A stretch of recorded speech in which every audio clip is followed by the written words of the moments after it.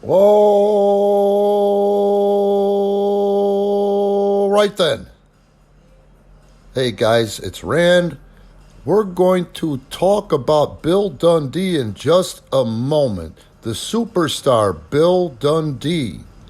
And what's cool about this one is a wrestler by the name of Derek St. Holmes hit me up directly to ask the question after he heard the rumors.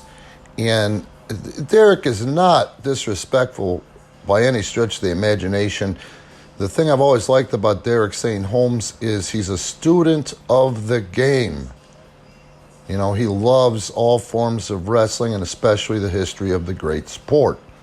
So, Bill Dundee, you youngins don't know who that is. Probably Superstar Bill Dundee, but he made his bones down in Memphis. He was a transplant from Australia back in the day. Before we get started, and the question was, quote, end quote, is it true that Bill Dundee is a prick? So before I answer the question, the reason we post all the content that we do via podcast, via questions, and little excerpts like this is to create revenue. First thing I've got to quote, end quote, pimp.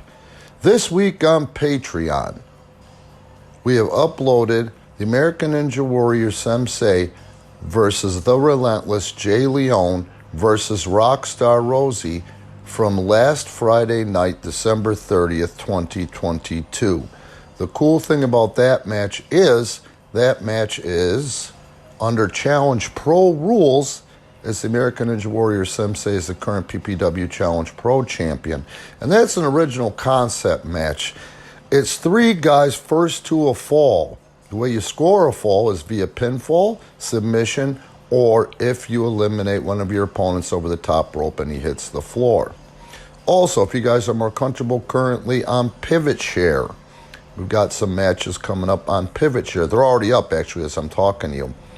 The big main event from December 30th, which featured the 250-pounder 06, Chris, don't call me private area, one half of the PPW Tag Team Champions, Marcus the Science Smith, and the PPW Heavyweight Champion El Guerrero Jose Acosta, versus the American Ninja Warrior Sensei, Badass Brandon Campbell, Rockstar Rosie, and also Jake Hazard.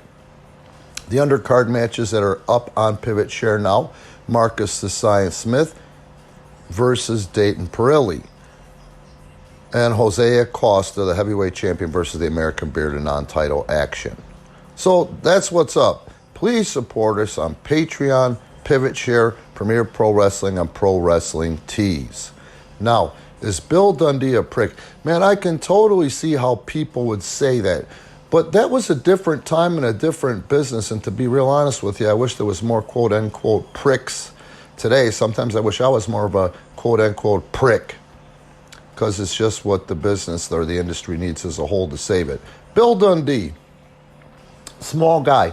Honestly, I would say Bill's about 5'6". He's a transplant from Australia and a big territory guy. Specifically, he was a big star. He was a superstar down in Memphis, Tennessee for the USWA. Now, in 1989, when I went to the USWA, there was some prejudice against me just from coming to the North. To prove what I'm talking about, my first shot was at the Mid-South Coliseum right in Memphis, Tennessee. And right when I pulled over to the lane to exit to the Mid-South Coliseum exit, I got pulled over by Memphis Police Department on 40, Highway 40. And they had about 12 cop cars there, and they took out everything I had brought with me, which was one giant gym bag and one normal size gear for wrestling gym bag. They went through everything, including unfolding my socks, looking for anything to bust me with. So that's what I'm talking about at the time. The way I had gotten into Memphis, Tennessee was very gray area. I'm going to go ahead and say it was a scam. But I followed the lead of a guy who I really respected a lot, And another guy that you guys, if you're a wrestling fan or an independent wrestler or a wrestler, should know very well. And that's Patrick Tanaka, who I guess you may know him as one half of the Orient Express. I was doing extra work for the AWA, and Patrick came up and he complimented me after me doing a half a dozen shots or so with him on there. And, just noticed that I did the little things and thanked me for coming, even though I didn't put him over, That's a decent guy, in my opinion. So, being a scared kid, I rolled the dice and said, Pat, thanks for those. I want to really do this for a living. I want to be a wrestler. I don't want to be a Vern job guy. Where can I go and how do I go about it? He got a big grin on his face and, of course, asked me if I was sure. So he said, we can go. Well, I can help you get into the last two places that are worth the shit in the United States that are running. I would like to see you in Oregon for Don Owens, and the booker there was the grappler, Lenny. Damn it, I forget Lenny's last name. Forgive me, it'll come to me before we're done, I'm sure. They're wrestling 4 nights a week out. Len Denton told you. They're wrestling 4 nights a week, and you can make $400 in the towns that aren't that far apart. Now, if you really want to learn the industry, I can help you get into Memphis, Tennessee, where they are running every night of the week. Matter of fact, they're doing TV, so they're running 8 times a week. So give me your picture. Let me look at it. I'll tell you what to say, and you can send your picture to both and put my name and here's my number on it. So the first one to reply was Memphis, Tennessee. And in the picture, I looked huge. I was probably 240 pounds, and Patrick went ahead and said, tell him you're 260. You'll get booked. Don't worry about it. So barely any time goes by, and all of a sudden I get a call out of the blue one day. Mate, it's Bill Dundee, Memphis from USWA. We're going to bring you in on this date for a 3-day tryout. Unbeknownst to me, Bill Dundee had cut a promo Saturday TV, and for those of you that don't know, Memphis TV was an unbelievably rated program, especially at the time. I mean, everybody in the 7 different areas that we were on were watching it, and specifically in where we were on live, which was the first and foremost market, Memphis, Tennessee. Unbeknownst to me, Bill had cut a promo saying, yeah, and on Monday night at the Mid-South Coliseum, I take on the giant 260-pounder from Chicago, Rockin' Randy, and I'm not worried because I'm Bill Dundee, Rockin' Randy, and you probably never heard of me, but I'm the giant killer. Then I show up at about 202 pounds. So I'm down there in the locker room with a bunch of good old boys for the most part and Bill Dundee. I knew who Bill was, and I watched his matches, and I particularly watched his matches and paid attention to his matches because of the fact of his stature.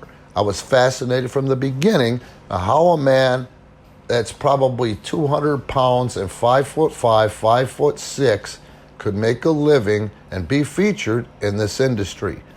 So he was going to work me that night, and there wasn't a lot said to me that didn't come right out of the gate and hammer me, but you could feel the discomfort, and I was definitely off on my own, and no one was talking to me, and, I was like, what to expect. So I made a call to one of the Texas hangmen just for advice on how I should handle the situation. And I can't remember if it was Mike or Frank, the original Texas hangman. One of them told me to just go out there against Bill and take control of the match. Well, I kind of got the feeling and knew it was another roll of the dice, a big one, that was a make me or break me moment.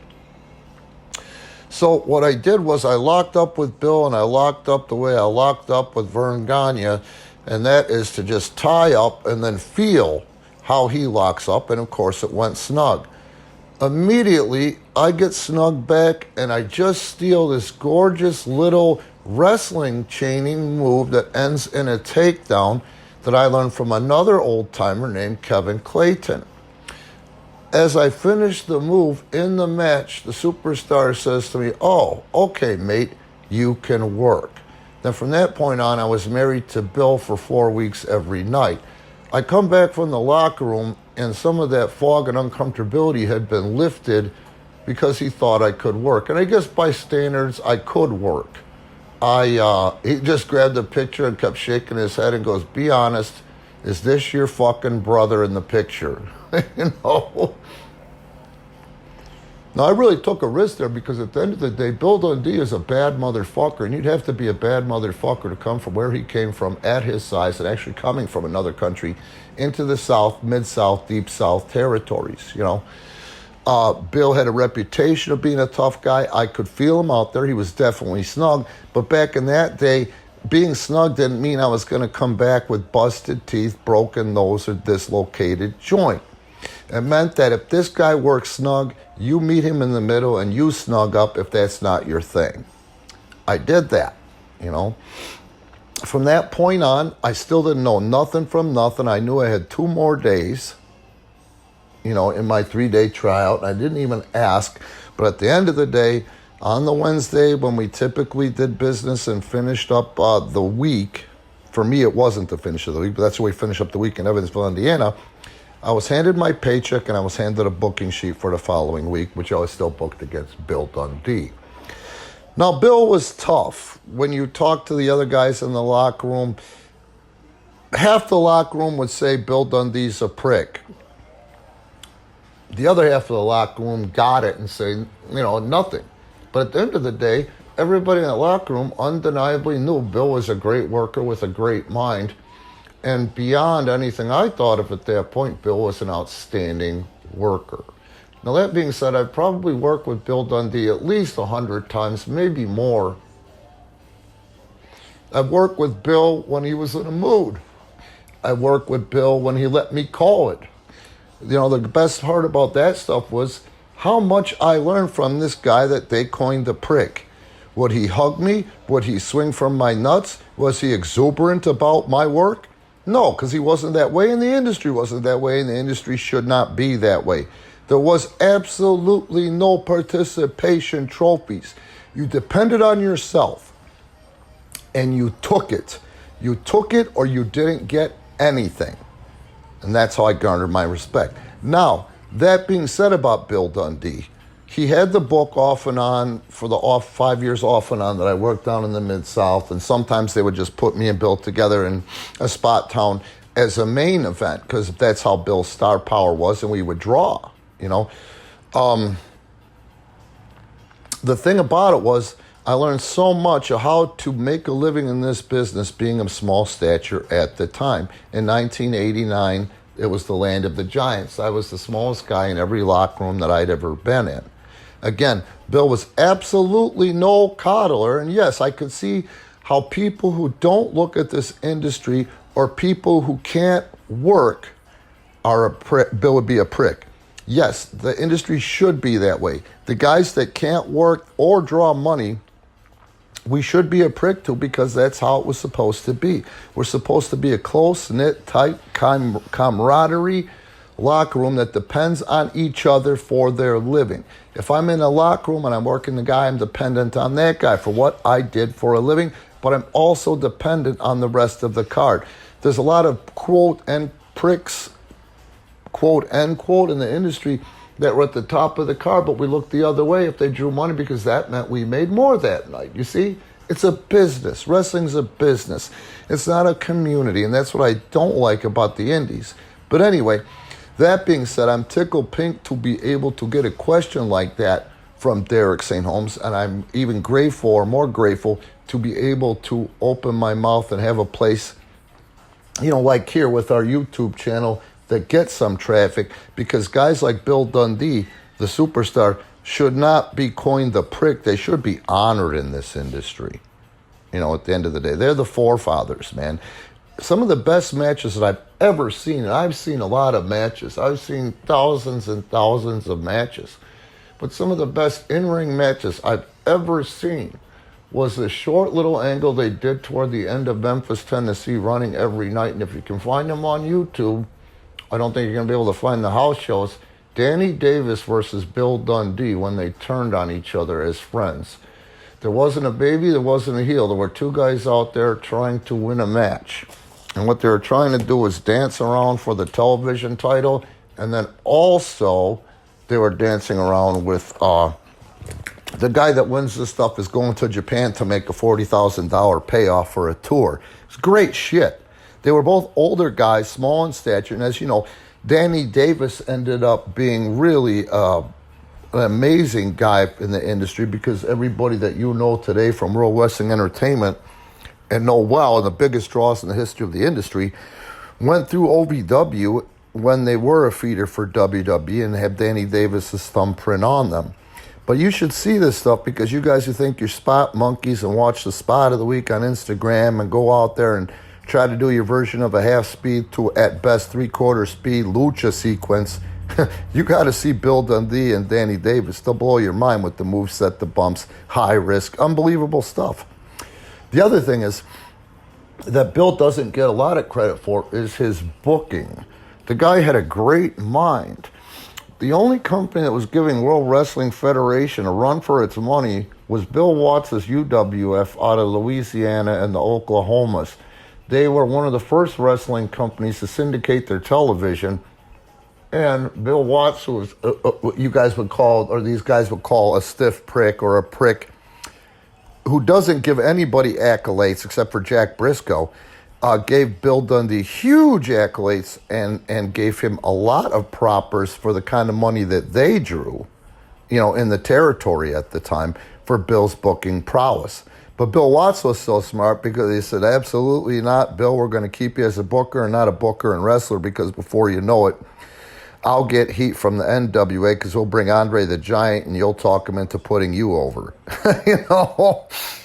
And Bill went with that. He made great money. The other things that you guys don't know about is when Bill Watts went to WCW and tried to restart it after the Crockett stuff and some other crazy debacles where nobody was in charge, one of the first guys he hired was Superstar Bill Dundee to help him. One guy that they got behind, and they got behind hard, was something that the American wrestling fans, or somebody the American wrestling fans had never seen before, and that was who they called then Lord Steven Regal, who became Sir or William Regal. William Regal is responsible for so much stuff that you guys know about from WWE, from NXT UK, from NXT down in Florida, and now currently from AEW. But at the end of the day, if you watch William Regal or Steven Regal's early matches in WCW, Bill Dundee was extremely, I'm not going to say responsible. I'm trying to figure out the word I'm looking for. He was, I can't find the word. Anyway, he was probably the number one guy behind Regal to say, let's not give up on him yet and get him to transition that beautiful style that he has from Europe, which is a great style. If you watch World of Sport or any of that, you'll see what I mean. But they took, Steven Regal, William Regal, and taught him how to implement that stuff, actually spoon-fed him, or mama bird to a baby bird fed him where and how to do that stuff, which made William Regal a gigantor star. He was there. He was managing him. You can see in some of those early matches when Regal would do something and not get lost, because I don't want to say William Regal ever got lost in the ring, but if he needed something, he'd go over to Bill and actually use Bill, Sir William, who was seconding him at the time. So this is the kind of stuff I'm talking about. A guy like Superstar Bill Dundee, who was a tough guy, I've seen him pissed off, and the only times I've seen him pissed off and really lay into someone or get physical with someone was when they were doing what we used to call the biggest sin in the world, and that's killing off or setting back the business with something fake, phony, or being a punk. The business today needs more Bill Dundees, including and not limited to World Wrestling Entertainment and also All Elite or AEW, whatever the hell you call it. Okay, I hope you guys appreciate this little blurb about Bill Dundee. Don't forget, again, Premier Pro Wrestling on Patreon. That's why we're putting this content out there. Premier Pro Wrestling on Pivot here. Premier Pro Wrestling, our official merchandise shop on Pro Wrestling Tees.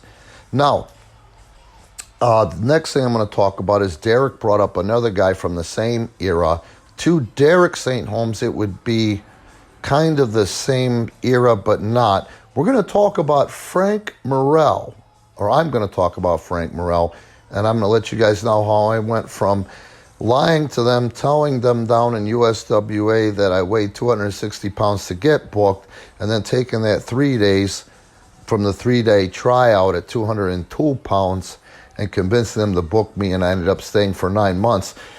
I told them, oh yeah, I know how to heal. I'm a heel from way back.